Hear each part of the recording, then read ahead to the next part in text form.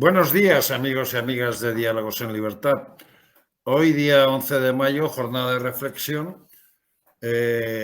Vamos a cambiar de temas, no vamos a hablar de Cataluña, sino que vamos a hablar de España, vamos a hablar de Europa, porque además estamos en unas fechas importantes, teniendo en cuenta que ya se conocen prácticamente casi todas las listas electorales y el próximo 9 de junio vamos a tener elecciones europeas. Yo creo que en España habrá pocas personas más conocedoras de lo que es el mundo europeo y de la importancia que tiene el sentir Europa y el trabajar en Europa como el invitado que tenemos hoy. Si les digo Antonio López Istúriz, muchos le relacionan automáticamente como quizás la persona española más sabedora de lo que es la Unión Europea, porque no solo ha sido eurodiputado, sino que ha sido también secretario general del Partido Popular Europeo y sin duda es uno de los más conocedores de la Europa de los 27. Y con él, que nuevamente se presenta como candidato a Europa el próximo 9 de junio, con él, que conoce muy bien todos los entresijos, vamos a intentar hablar de Europa y de luego pues acontecimientos importantes que están sucediendo en el mundo, que son estratégicos y en los que Europa va a tener que tomar decisiones. Buenos días, don Antonio, ¿qué tal estamos? Muy buenos días, muy bien. Y después de esta presentación, si dejo alguna pregunta sin responder, voy a quedar fatal. Hombre, en vez de Antonio, oh, yo sé que no se llama Modesto, pero lo cierto es que, dada su experiencia en Bruselas, por los cargos que ha ocupado y por alguna de sus misiones internacionales, usted es una persona absolutamente conocedora de esa Europa de los 27, que por cierto, ¿qué tal está y qué Europa nos vamos a encontrar los europeos y los españoles a partir del próximo 9 de junio? Pues, sinceramente, sencillamente, Eugenio, uno no puede decir que sabe de la Unión Europea porque la Unión Europea es un proceso todavía en construcción, que Sí, se enfrenta a retos nuevos, a diferencia, por ejemplo, de la política nacional en muchos países, donde hay un cierto ambiente destructivo, ¿no? Afortunadamente, la política europea es una política de construcción, en avance. ¿M? Pero claro, eso significa también que se enfrenta a retos novedosos y hay que saber, pues, en cada ocasión adaptarse, ¿no?, a ellos, ¿no? Desde un loco soportado por oligarcas en Rusia, como Putin, que se dedica a atacar a Ucrania y que intenta desestabilizar Europa, en fin, hasta el régimen iraní, desestabilizando Oriente Medio, los chinos y los rusos en el Sahel, en el sur, en nuestro flanco sur. Estamos, como digo yo, en muchas ocasiones rodeados, ¿no?, de autoritarios, regímenes autoritarios y de dictadores que quieren acabar con este fenómeno democrático que tenemos en la Unión Europea, ¿no? Que, que todos sabemos, que siempre digo, fue una invención artificial. Poner de acuerdo a países que se habían estado matando durante siglos, pues oye, empezó porque se pusieron todos a hablar de economía. por la Confederación Y Europea del Carbón y del Acero, si no... claro, claro, que llegó al Tratado de Roma, pero todo eso, digo, hoy en día, desgraciadamente, también hay un público que eso ya no lo entiende. Es un público más joven, que toda la mención de anterior, ¿no?, de las guerras que ha evitado y las muertes y destrucción que en el pasado Europa tenía, eso le suena un poco lejano, ¿no?, a mucho votante joven. Entonces, pues hay que empezar ahora pues con temas que, desgraciadamente, como pasa en la historia, se repiten. Y ahora tenemos la guerra de Ucrania, que ha abierto los ojos a muchos jóvenes y ciudadanos europeos, ¿no?, de que mantener este Tenemos Israel, sistema, Irán, Ucrania, Rusia, pero antes que mantener todo estos eso, que es estados. importante, no habrá que tocar primero la consolidación política de esa construcción europea desde el punto de vista político, es decir, ir ya más a ese estado de estados en el sentido de que Europa tenga un mayor fortalecimiento político. Sería mi sueño verlo, pero no creo que lo vaya a ver. Sucederá, pero faltan todavía unas cuantas generaciones que hayan aprendido a convivir juntos, que permita que un ciudadano de Toledo vote a un candidato sueco de Gotemburgo para, para una lista europea, esas famosas listas transnacionales con las que soñan los federalistas europeos, que voten a un presidente de la Comisión Europea que sea conocida por todos, o conocido por todos. En fin, todavía falta para eso. Esa unión política llegará, pero yo creo que no llegaré a verlo. Pero bueno, me basta con que mis hijas lo vivan.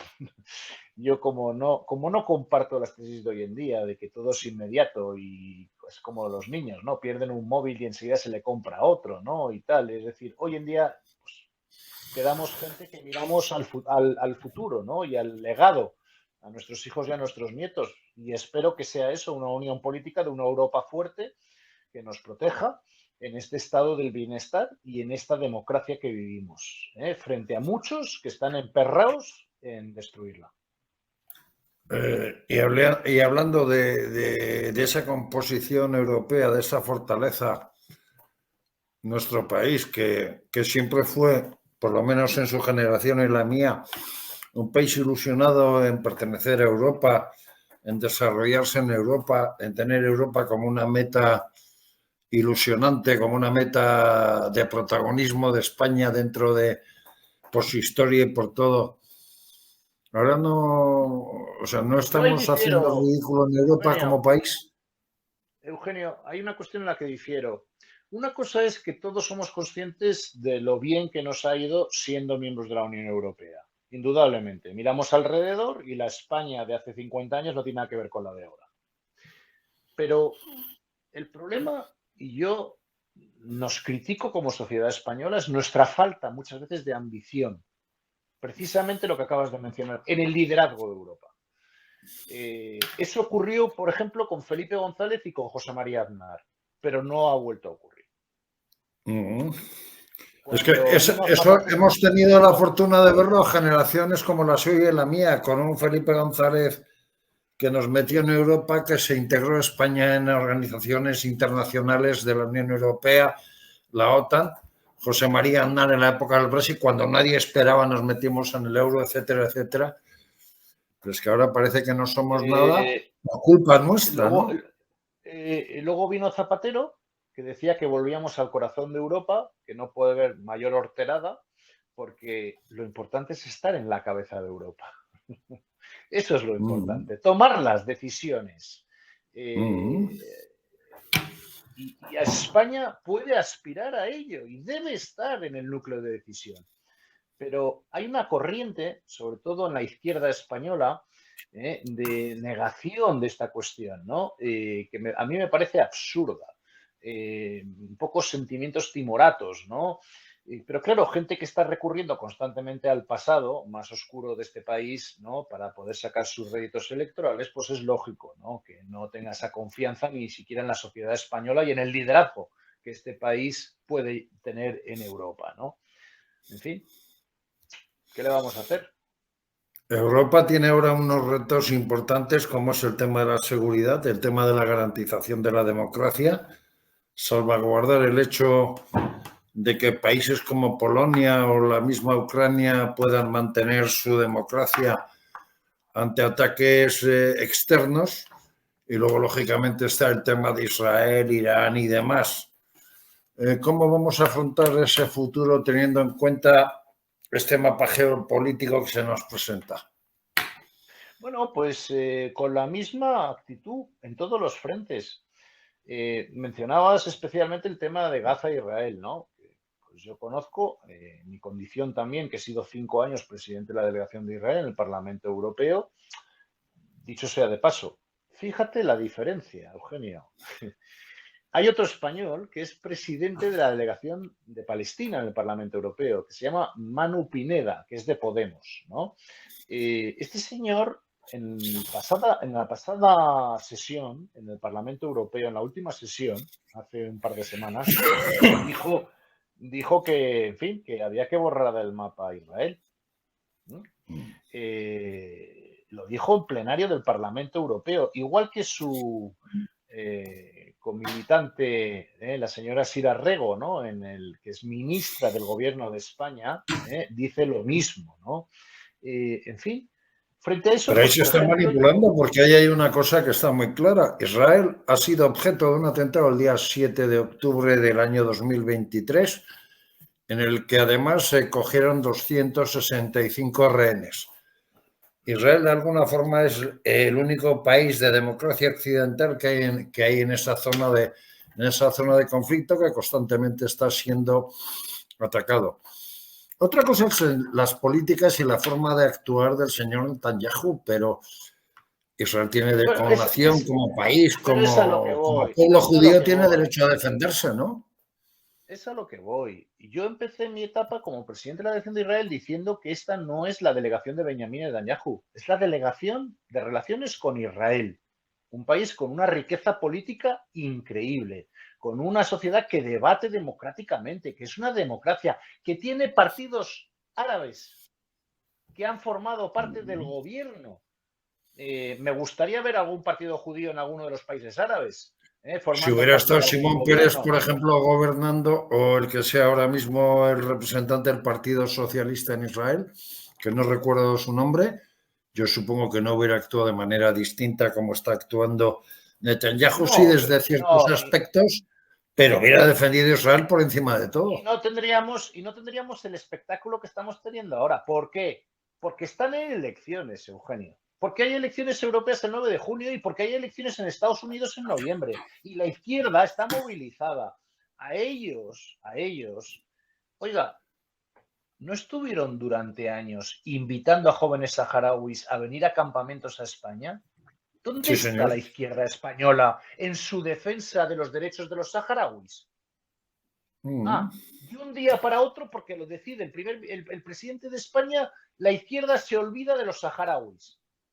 Hombre, por favor, ¿pero esto qué es? Es ridículo y vergonzante los cambios, los giros copernicanos de 180 grados de esta izquierda que solamente está pendiente de las cuestiones electorales, ¿no? Y no del Por cierto, en bienestar plena y del campaña futuro de los electoral españoles. nos van a hacer nada más y nada menos que España y dos o tres países que pertenecen a la Unión Europea reconocer al Estado palestino. Un poco sorprendente, ¿no? Cuando hay una solución que nos hermana a todos los países europeos, que es la de los dos estados, pero claro, que en su sano juicio, los países europeos dicen, oiga, cuando acabe el conflicto y se hayan devuelto los rehenes, se haya acabado con el grupo terrorista Hamas, en ese momento nos sentamos todos y se habla de la solución de los dos estados.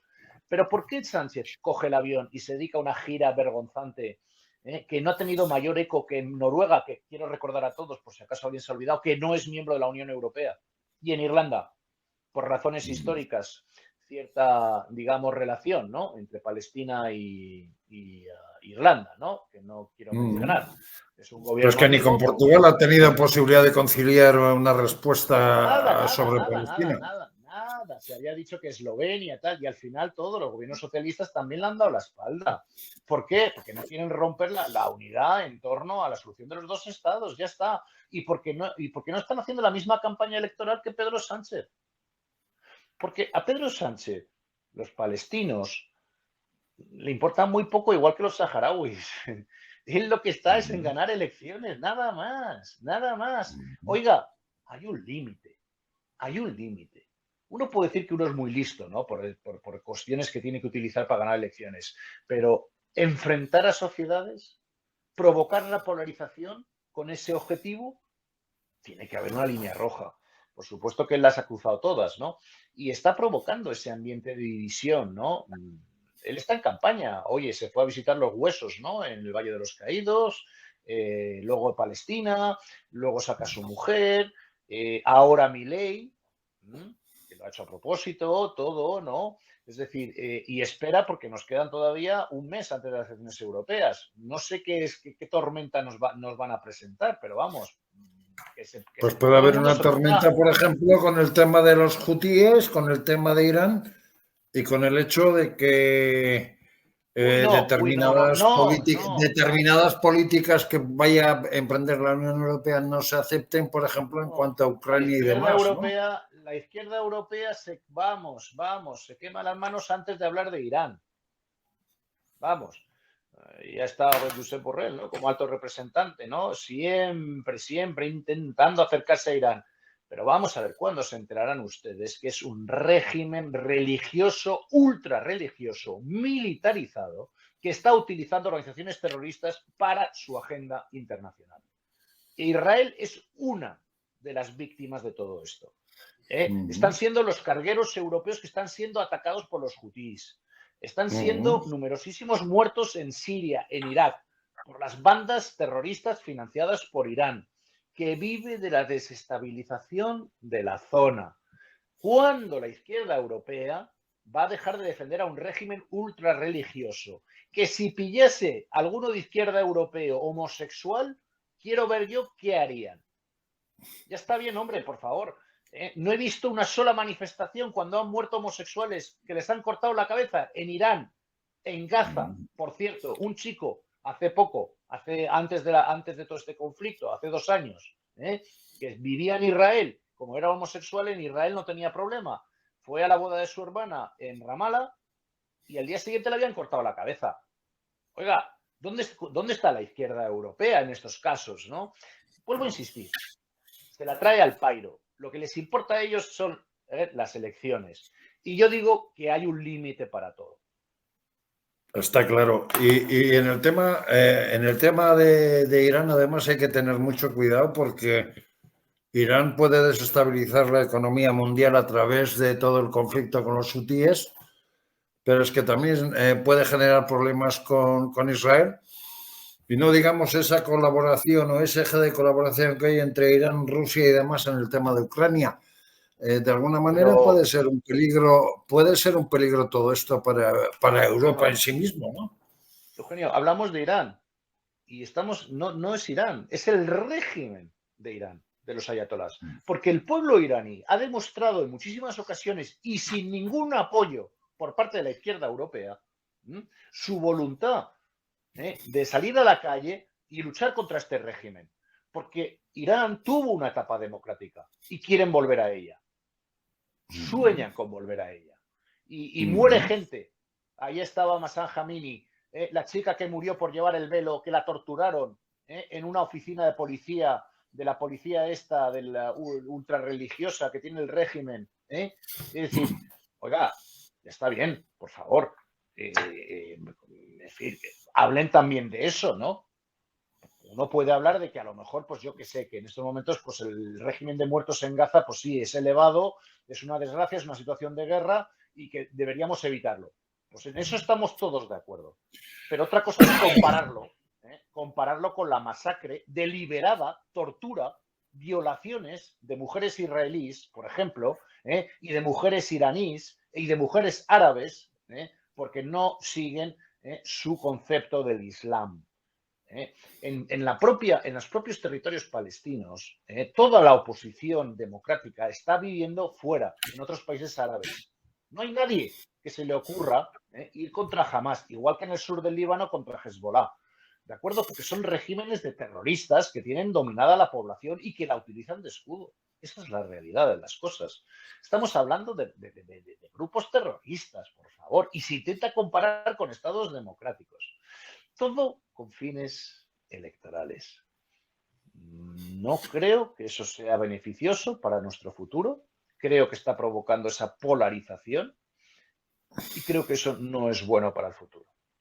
Espero y deseo una rectificación en el futuro de la izquierda sobre esto.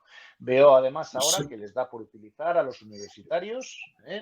Me dirán, no, es que espontáneamente surgen. No. Están todos ahí motivados, están azuzando, como siempre, el caldero, y lo harán los sindicatos y en las universidades, en sus zonas habituales. Yo a lo que no escucho es, como siempre, a la mayoría silenciosa. ¿Qué es lo que opina sobre todo esto? Y si la mayoría silenciosa no ve un peligro en Irán y en Putin, y en el régimen de Irán. Me imagino que sí. Y espero que así lo demuestren luego en sus votos, con formaciones serias que no dejan de denunciar también, oye, mira, ahí estuvo la muerte de esos cocineros, ¿no? De José Andrés. Una desgracia lo que ocurrió. Y eso Eso se ha mencionado y se ha condenado desde el Parlamento Europeo con la participación de todos nosotros, por supuesto. ¿De qué? De cara a futuro, el hecho de la defensa de Europa será un aspecto fundamental. Hay quien dice de la necesidad de crear un ejército europeo, incluso un escudo atómico, teniendo en cuenta que allá por los aires norteamericanos se nos está reclamando más implicación a Europa y depende de quién gane las elecciones. Podría darse el caso de que la NATO o la OTAN pierda su papel predominante desde el punto de vista de inversiones de defensa. Quizás es el momento de que Europa se plantee su propia autodefensa con un ejército o con un escudo propio atómico, vamos a decir, entre Reino Unido, Francia, etcétera, etcétera, etcétera. Pero si no hace falta tampoco y tanto. Es decir, vamos primero, no construyamos la casa desde el tejado. Hagámoslo desde los cimientos. Europa ha vivido 60 años de gorra. Ha podido construir un estado del bienestar gracias a que no gastaba un duro en su defensa. De eso se encargaban los americanos. Bueno, los americanos, no Trump, no solo Trump, también lo dijo Obama, o sea que digo para despistaros, que siempre hacen la diferencia. Obama también lo ha dicho y lo dice Biden. La política norteamericana ahora es también, oye, los europeos tienen que empezar a contribuir también en su defensa. Por ejemplo, ¿haciendo qué? Pagando la OTAN. Eso que es que es como de matemática elemental. Los europeos estábamos habituados a no pagar. Oiga, ya se ha acabado rico y cortadillo. Va a tener que pagar. Y si usted paga la OTAN, que es lo único que respeta a Putin, usted no tendrá por qué enviar tropas al frente ucraniano, ni a ningún otro frente. Porque la OTAN, ninguno de estos se atreven con la OTAN. ¿De acuerdo? Con todos estos dictadores. Si pagamos y mantenemos la OTAN, con eso vamos bien. ¿Está? Ya está. No hace falta echarse Pero cumpliendo los compromisos, por ejemplo, en España, de subir el presupuesto de defensa al 2% del Producto Interior Bruto, ¿no? Hombre, evidentemente, sobre todo cuando hablamos de Rinconete y Cortadillo, parece ser que el gobierno de España lleva la palma, ¿no? Es el Lazarillo de Tormes, vamos. Porque, claro, el país que menos paga, España. Contribución de España en estos momentos en Ucrania es similar a la de Japón y Nueva Zelanda.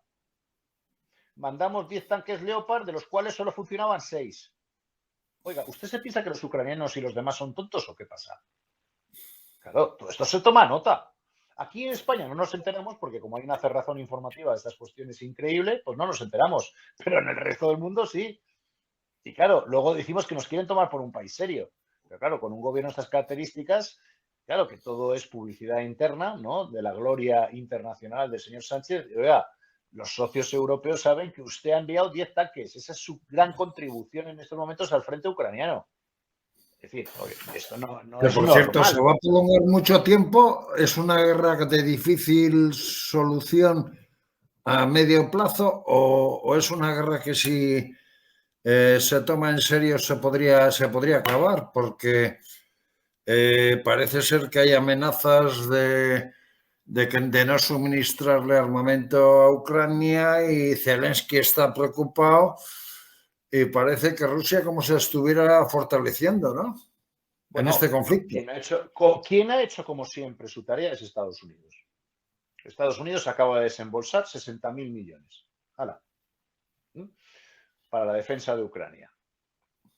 ¿Quién fue el que intervino para solucionar el problema de los Balcanes? Cuando estaban matándose todos en los Balcanes y los europeos todos estábamos de espaldas. Cuando Bosnia, Croacia, ahí sí había genocidios, entre serbios, croatas, bosnios, kosovares y demás. ¿Quién fue al final el que puso orden? Estados Unidos. Y nosotros mirando para otro lado. Cuando no, algún país europeo vendiendo armas a uno de los contendientes. Hombre, yo creo que ahora, juiciosamente, los líderes europeos son conscientes de que la próxima legislatura el tema de la defensa y seguridad va a ser un tema crucial. Ya lo está siendo, ya lo está siendo. Ya yo mismo llevo años en la subcomisión Subcomisión de Seguridad y Defensa del Parlamento Europeo. Ahora la quieren cambiar a comisión. Bienvenido sea. Y va a haber un comisario de industria de la defensa, porque todavía no podemos hablar de defensa europea. Coordinar a todos los ejércitos, coordinar que tengamos la misma compra de material armamentístico, etcétera, etcétera.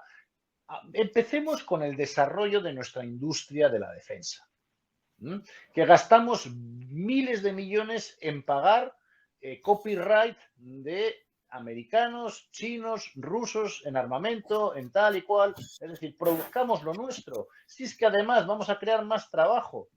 Pero claro, vendrá algún subnormal de la izquierda diciendo que no, que nosotros tenemos que hacer la paz y tal. Es decir, mire, la paz la Por hago cierto, yo. esa continua referencia que se hace desde Bruselas y desde la Comisión Europea a la necesidad de la mentalización de la defensa, hablar de una posible guerra en un futuro, si no espabilamos los europeos y demás, la gente no se está dando cuenta de la realidad que puede venir en un futuro como no estemos preparados, ¿no? A mí me viene gente y me dice, señor Isturiz, ¿va a haber una tercera guerra mundial? Y digo, pues mira, yo creo que no. Y si estoy equivocado, pues total da igual, porque no te lo voy a poder explicar. O sea que bueno, en fin, dejémonos de historias y vamos a contribuir de forma efectiva para poder llegar a esa paz. ¿Qué pasó? ¿Cómo cayó el muro de Berlín? ¿Cómo acabó la Guerra Fría? Con el escudo, la Guerra de las Galaxias de Ronald Reagan, tan criticado, tan denostado por la prensa en Europa y por la ideología izquierdista y tal. Oiga, pues fue él el que contribuyó de manera decisiva a acabar con la Guerra Fría. ¿Por qué? Porque dio una demostración, entre otras cosas también engañó a los rusos, también hay que decirlo, pero en general la demostración de que el poderío militar y la industria de armamento, el desarrollo, la investigación americanas eran totalmente superiores. Y Rusia, después del fracaso y el fiasco de Afganistán, no pudo aguantar más, ¿no? En fin, bueno, pues es la única manera de que estos bullies, estos animalitos que tenemos de dictadores y tal y cual, entiendan, poniendo las cosas claras. Porque sus sociedades sí quieren ser democráticas, pero están en regímenes que no se lo permiten. Ayudemos también a eso.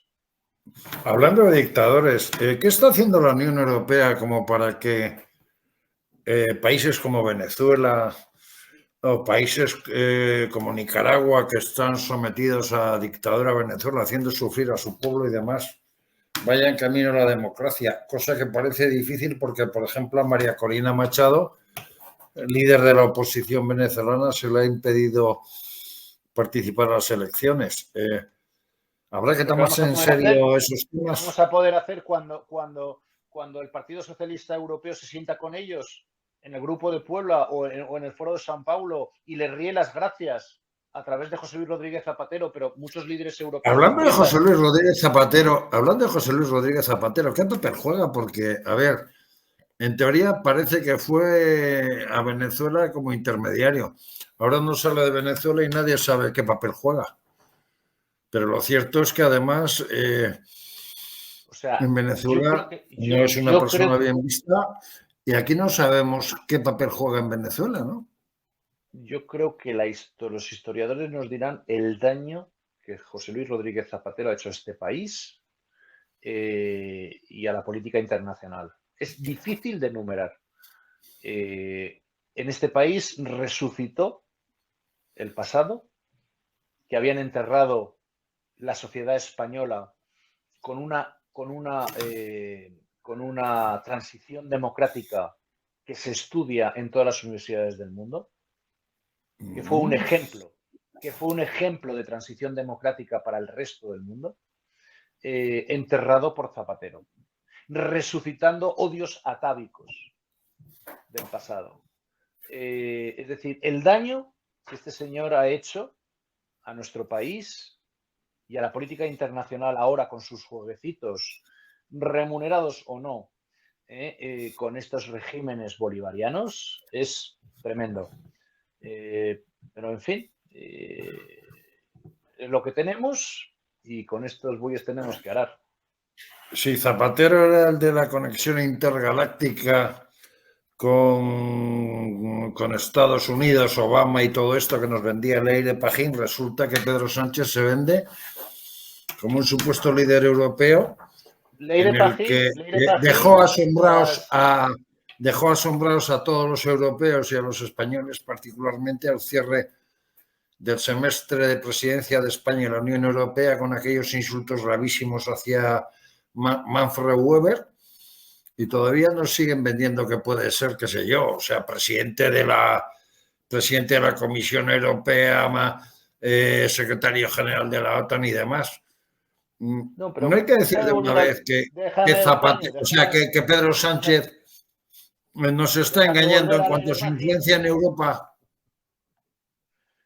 Déjame volver a Leire Pajín, que tengo que contar que después de un periplo por estar en diversas instituciones públicas, en Nueva York, por ahí, viviendo por ahí, tal y cual, de las contribuciones y tal y cual, sin saber nada a quién se dedicaba ni nada, ahora reaparece en la lista del Parlamento Europeo. En todo honor y toda gloria. En fin, no damos para disgustos, la verdad, los ciudadanos españoles. Pensábamos que aquello y aquellos horribles gobiernos de Zapatero, que bueno, como siempre pasa con algunos líderes socialistas, hacen mejor al que viene, ¿no? El que viene hace mejor al anterior, aunque en el caso, ya digo, que es el dúo Sánchez-Zapatero, eso es complicado, porque yo creo que son, la verdad, igual de desastre para este país. Pero, en fin, es decir, esta señorita que se ha paseado después de haber sido secretaria de Estado, que nadie supo muy bien lo que hizo, excepto esas frases, como dices tú, galácticas, se ha estado paseando por ahí, de institución en institución, de esas fundaciones que viven, ¿no? De la izquierda y tal, ¿no? Hasta llegar de repente al Parlamento Europeo. Uno no deja de sorprenderse, ¿no? De que si algún político de la derecha hiciese una cosa parecida, se montaría, vamos, aquí el número del siglo. Y sin embargo lo hace esta señorita y aquí no pasa nada, ¿no? Bueno, en fin, es lo que hay. Por cierto, hablando de influencias en Europa, Macron y la señora Meloni estaban enfadados, ahora están hechos uña y carne. La señora Meloni sorprendentemente se presenta como candidata de su partido a las elecciones europeas con el fin de ganar. Eso no tendrá nada que ver con un supuesto pacto debajo de la mesa para sustituir a la señora von der Leyen y, por ejemplo, intentar que personas como Draghi tengan un papel mayor en Europa, como por ejemplo la presidencia de la Comisión. Los italianos Es algo que a mí los amigos franceses me están comentando, por eso pregunto. Insisto, vamos a ver. En otra vida quiero nacer italiano. Porque son, la verdad, son mucho más listos que nosotros. Un italiano no mata por ideología. Y los españoles, desgraciadamente, tenemos esa historia. Y encima con algunos ahora emperrados en resucitarla. Y donde hay negocio, no fallan. Oiga, en cuanto Sánchez cambió la política internacional de España en los últimos 50 años respecto al Sáhara y Marruecos, ahí estaba corriendo Italia a las 2 semanas, la Meloni firmando acuerdos con Argelia para quedarse con el gas que era nuestro. Con el gas. Que curiosamente nosotros hemos incrementado casi un 60% de compra a Rusia, ¿no? ¿Por qué? Porque no tenemos las fuentes argelinas, porque después de aquella maravillosa acción de política exterior de otro galáctico como es Sánchez, nos hemos quedado sin los recursos y se los ha llevado Italia a mitad de precio. Pero no me toré. Ese posible pacto bajo la mesa de Meloni y de Macron puede ser para crear un nuevo gen Europa y tener fuerza, poder y incluso plantarle un poco la cara a Alemania, que a veces hay que hacerlo por sus problemas internos de verdes, de liberales y de un partido, vamos a decir, de centro derecha no muy fuerte por la persona, por la indefinición que tiene von der Leyen. Yo creo que a la gente, Eugenio, eso no le, es decir, no van a votar con esos pensamientos, pero sí puedo aclarar un punto. La Meloni hará lo que tenga que hacer por el interés de Italia. Y ahora me consta a mí que en el Consejo Europeo, después de 2 años de que fuera recibida a patadas de escupitajos por la izquierda europea, ahora me consta que es una de las claves en el Consejo Europeo. No hay gobernante del Consejo Europeo que no recurra a la opinión de Giorgia Meloni. Usted ha dicho Para es mí no es una italiana y sabe sorpresa. lo que es el negocio. Parece catalana, pero la italiana. No, porque al final vemos lo que pasa también en este país. Al final somos todos iguales, vascos, catalanes, navarros, No, pero digo estos catalana en cuanto a la madrileños. pela es la pela. Como italiana No, sabe poner el ojo, ¿no? vuelvo a insistir, no habrá referéndum en Italia para nada, no habrá separatismo en Italia nunca. ¿Por qué? Porque saben más que nosotros. Nosotros nos enganchamos, desgraciadamente, en estas torpezas que interrumpen la política exterior de España, porque, claro, España tiene que dedicar recursos diplomáticos, políticos, durante los últimos 40 años para solucionar todos los problemas que nos crean los independentistas en las instituciones europeas.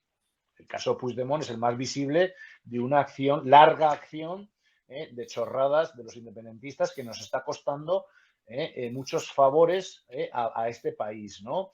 Eso a Italia no le ocurre, ¿ok?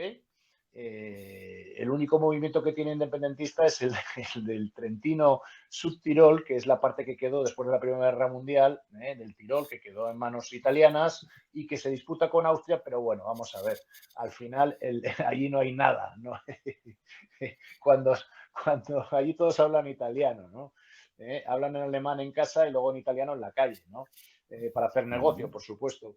Con lo cual digo que en eso son un poquito más aventajados, ¿no? Que nosotros que estamos en estas luchas atávicas que deberíamos dejar aparte ya y centrarnos en lo esencial, que es la defensa de los intereses de este país y de sus ciudadanos, ¿no? Yo modestamente llevo años haciéndolo y no me estoy dejando llevar por eso, ¿no? Defiendo este país, la integridad y la unidad de este país en las instituciones europeas, pero también intento por otros medios no dejarme llevar y también buscar el liderazgo de España, ¿no? En las instituciones europeas, que ese es el sueño que yo sí tengo. Otro aspecto importante de Europa es el hecho de que Europa no termina en Algeciras ni tampoco termina en Ceuta y Melilla. Para que parezca que no estoy evitando la pregunta, Macron, Meloni. Vamos a ver, por supuesto, ahora viene la figura del Spitzenkandidat murió en el 2019. Ahora tenemos una elección clásica de un presidente de la Comisión Europea. Volvemos a como se elegían antes. Es decir, ¿quién los eligen? Los gobiernos. En el Consejo Europeo será el que decidirá quién será el presidente de la Comisión. Ya no va a ser aquello que nosotros hicimos en el pasado con el Partido Popular Europeo, en comandita con el Partido Socialista Europeo, de presentar un candidato según quien ganase las elecciones, tal y cual. Eso ya no existe. En la oscuridad de los pasillos, diplomáticos y funcionarios europeos que no estaban de acuerdo con esto porque perdían su poder de influencia, pues se cargaron el proceso, ¿no? Y ahora tenemos pues una elección clásica de los gobiernos y ahora hay pues lógicamente un tira y afloja entre gobiernos, ¿no? Negociaciones para ver quién va a ser el futuro presidente de la Comisión Europea. Parte con ventaja Ursula von der Leyen, pero no puede dormirse. ¿Por qué? ¿Draghi qué papel jugaría? Porque yo creo que en Europa prescindir de una persona como Draghi no es muy inteligente, ¿no? ¿Y por qué prescindir de la señora von der Leyen, que luchó contra el COVID, que coordinó todo el esfuerzo europeo, también la lucha con el tema de Ucrania y que ha estado concertando todas las políticas? Pero tiene problemas internos económica importantes en Alemania desde el punto de vista de los socios que tiene su partido, ¿no? ¿Qué socios tiene su partido? A ver, no, es una persona que más o menos está cuestionada dentro de la CDU en Alemania, ¿no? No, es la candidata de la CDU. Ya, pero tiene cierta cuestión, tiene cierta contestación interna en Alemania. Envidiemos a los alemanes. ¿Qué dice el pacto? Porque fíjese, como los italianos, cuando se trata de una ventaja para Alemania o para Italia, se unen todos, a diferencia de España. Punto, por ejemplo, me gusta anecdóticamente. Ganan las elecciones los socialistas con los verdes y los liberales. ¿Saben ustedes qué pactan? Uno de los puntos del pacto es, cuando vengan las elecciones europeas, si Ursula von der Leyen, a pesar de ser del centro derecha de la CDU, si consigue mantenerse como presidenta de la Comisión Europea, este gobierno la apoyará. ¿Por qué? Porque es alemana. Ya. Si no lo consigue, entonces será el comisario para los verdes. Ese es el acuerdo que hay. Fíjense ustedes, qué diferencia, ¿no? Qué diferencia. ¿Mm? Ahí estuvieron los socialistas españoles atacando a Loyola de Palacio en el pasado, atacando a Sí. Miguel Arias Cañete, constantemente a cualquier candidato del Partido Popular. Esa es la política exterior socialista. Y como le iba a preguntar, y ya casi vamos a ir terminando, pero Europa no acaba en Ceuta y Melilla y tampoco en Algeciras, acaba en el Sahel. Porque de alguna forma lo que esté produciéndose en el Sahel afecta mucho a Europa desde el punto de vista de políticas migratorias, de la necesidad que tiene cierta gente africana del Sahel y demás de querer mejorar su vida, y su punto de ilusión y su punto de esperanza es Europa. Incluso ha habido informes que dicen que en un futuro, por ejemplo, en España, cosa que a mí me parece una salvajada teniendo en cuenta las políticas que hace el gobierno, pero que en unos 30 o 40 años nos harían falta 24 millones de migrantes. Pero desde el punto de vista de toda la problemática que genera el Sahel, de todo aquello, ¿cómo se puede resolver la inmigración ilegal en Europa de tal manera que sí tengamos inmigración, pero aquella que necesitemos? Vamos a ver, vayamos por partes. Primero, Sahel, África. La desastrosa, y eso para que tus compañeros, tus amigos franceses tomen nota, la desastrosa política postcolonial francesa en la zona, seguimos pagando el precio. Y encima ahora, a lo poco que quedaba, los han echado. A Francia ya la han echado completamente de África, ¿no? Por desastrosa gestión comercial, militar, en fin, de todo tipo, como quieran denominarlo. Entonces, ¿qué pasa? Que el Sahel ahora está en manos, pues, de bandas financiadas por Rusia, el grupo Wagner, por los chinos, que están buscando desestabilizar la zona, porque es desestabilizar el flanco sur en términos OTAN, vecindad sur en términos de la Unión Europea y tal. Es decir, al punto de que los españoles, si nos parece lejana la guerra de Ucrania, dentro de poco nos enteraremos. Yo, como ya llevo mucho tiempo avisándolo, sin éxito, bueno, pues, en fin, pues tanto llegará el canto al final a la fuente, pues que al final se romperá, ¿no? Porque yo veo que al final va a ocurrir, creando una catástrofe de proporciones mayúsculas en el tema migratorio, utilizado por estos regímenes como escudo de sus intereses, igual que hacen en cualquier otro lado. Eso se ve en pocos sitios de España, muy poco, pero por ejemplo donde yo estoy, que yo vivo en Almería, eso lo venimos comprobando con el tema de las pateras. Y hablas con los inmigrantes y les puedes entender, pero no entiendes su manera de entrar, ni cosas que te cuentan de ciertos aspectos. Y ellos, una de las cosas que se suelen quejar, Antonio, es el abandono que les ha hecho Francia durante mucho tiempo. Y de hecho también se quejan de otra cosa, y es que, por ejemplo, cuando van a Francia, a París o a zonas de Francia donde sus familias, para poder iniciar una nueva vida, se sienten integrados en guetos por la falta de atención que tienen las autoridades con respecto a ellos. En España no ocurre eso, pero es un motivo de preocupación todo lo que viene con el tema de la inmigración. Y tienen derecho a venir, pero tiene que venir de una forma que esté regulada, porque si no puede ser problemático para ellos y problemático para nosotros. España es un ejemplo en muchas cuestiones. Lo fue en el pasado en absorción de fondos europeos. Grecia tuvo los mismos fondos, digamos, proporcionalmente, y fue un desastre, y llegó la crisis y se llevó Grecia. Ya tuvimos que salvar. Igual que Portugal. España no. ¿Por qué? Porque tenemos unas infraestructuras y se ve que se invirtió el dinero europeo y cambió completamente este país. Podemos estar orgullosos de ellos. Y nadie lo va a contar.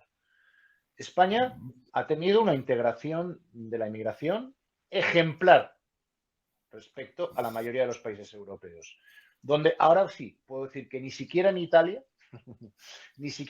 la integración, por ejemplo, de la población rumana, que ha tenido muchos problemas, ha sido como ha sido en España, donde conviven con nosotros 1 millón de rumanos y, francamente... Yo vivo en una ciudad que tiene 106 nacionalidades, Antonio, y que muchas de esas nacionalidades trabajan en los invernaderos de Almería, en Roquetas de Mar Elegido y demás. Y yo, que vengo de una tierra conflictiva en muchos aspectos, como ha sido el País Vasco, la integración aquí es absolutamente normal. Hay problemas de seguridad ciudadana, pero es absolutamente modélica. En otros sitios de Europa ya quisieran, ¿no? ¿No? Los alrededores de Estocolmo están en guerra, ¿m? por una falta de integración, de la población inmigrante, y está en estado de guerra. Los alrededores de Estocolmo, Suecia, con un problema de seguridad enorme. Invito a alguien a que se pasee también por el norte de París, y que lo haga sin escolta policial, a ver cuánto le dura la gracia. O el barrio de Molenbeek, en Bélgica, que no lo pisa, vamos, un ciudadano europeo, digamos, como lo queramos denominar, no lo pisan, vamos, ni de suerte. Es decir, cuidado. Que en Europa ha habido unas malas praxis de políticas de integración porque no se hacían, sobre todo por parte de gobiernos de la izquierda, y ahora tenemos este problema, que es aprovechado desgraciadamente por la extrema derecha precisamente por lo contrario, para todo lo contrario, ¿no? Y en medio estamos los que llevamos tiempo, pues que en su día hace años hablábamos de cuotas de migración y se nos acusaba de racistas, de asesinos y no sé qué más, y ahora resulta que es la solución que a todo el mundo le parece bien. Pues mire, pero como no lo plantea la izquierda ya se sabe, ¿no? Yo no quiero ni echar ni a millones de migrantes, al revés. Europa y España necesitamos trabajo y necesitamos emigrantes, porque hay trabajos que el español ya no hace y no quiere hacer, en fin. Y esa es la realidad de las cosas. Y entonces necesitamos esa emigración y necesitamos que esa historia de la emigración sea una historia de éxito, que también contribuya a la formación de ese emigrante y que pueda luego volver, que es lo que está deseando, volver a su país y que su país también se beneficie de ese desarrollo. Pero si no me estoy inventando nada, si ya lo hicieron millones de españoles, miles y miles de españoles en el pasado. En la década de los 60 y demás. Así. Claro, no hay nada inventado. Amigos y amigas de Diálogos en Libertad, aseguro que estaría hablando un par de horitas más con Antonio, pero la verdad es que el tiempo se nos está acabando. Pero honestamente, no es por cuasi paisanaje, porque él tiene origen navarro también, pero tener una persona que ha sido secretario general del Partido Popular Europeo durante tantos años, con esa experiencia, con esa claridad, la verdad es que tranquiliza verle no solamente en una candidatura, en este caso la del Grupo Popular al Parlamento Europeo, sino saber que va a estar en Europa trabajando, decidiendo y además haciendo una labor maravillosa como lo ha hecho a lo largo de mucho tiempo. Antonio López Istúriz, mucha suerte. Sabes que Diálogos en Libertad es tu casa. Queremos seguir hablando de Europa, queremos que Europa sea protagonista y para ello, ¿quién mejor que Antonio López Istúriz? Mucha suerte en estas elecciones, pero Antonio tiene que estar en su trabajo de ir a Irán, de trabajar por Irán, trabajar por Israel, desde la Unión Europea, ir a Venezuela y hacer lo posible para que allí se genere la democracia. Es lo que suele hacer Antonio desde hace, ¿cuánto? ¿25 años? ¿23? Sí, más, sí, en política ya muchos más, pero en el Parlamento Europeo desde el año 2004, efectivamente. Y no voy a decir esa horterada que dicen por ahí con la misma ilusión y tal. No. ¿Por qué? Porque siempre estoy aprendiendo. Eso es lo bueno que he dicho al principio, ¿no? Que es un proceso de construcción y por mucha experiencia que tengas, pues, oye, al final siempre estás aprendiendo algo nuevo en esta cuestión europea. Y eso es un enorme privilegio, porque te hace estar constantemente en guardia, ¿no? Ante las crisis que se van presentando, ¿no? Y que al final nos unen más a todos. Pero de trabajos como el tuyo, y perdóname y permíteme el tuteo, de trabajos como el tuyo uno se tranquiliza porque sabe que está bien representado y sobre todo sabe que la representación de España va a estar hecha con mucha dignidad y que vas a pelear por los intereses de España como un jabato, como lo has hecho siempre. Antonio López Istúriz, después de las elecciones allá para final de verano, así volveremos a hablar, intentaré hablar contigo si no estás enfrascado en algún asunto de estos de Irán o de Ucrania o de Venezuela o del tema de seguridad. Y sí quiero que se sepa cómo es tu trabajo y que nos cuente las cosas de Europa, porque Antonio López tiene un grave defecto, habla claro, eso es magnífico. Gracias por todo, Antonio, y un gran abrazo. Muy bien.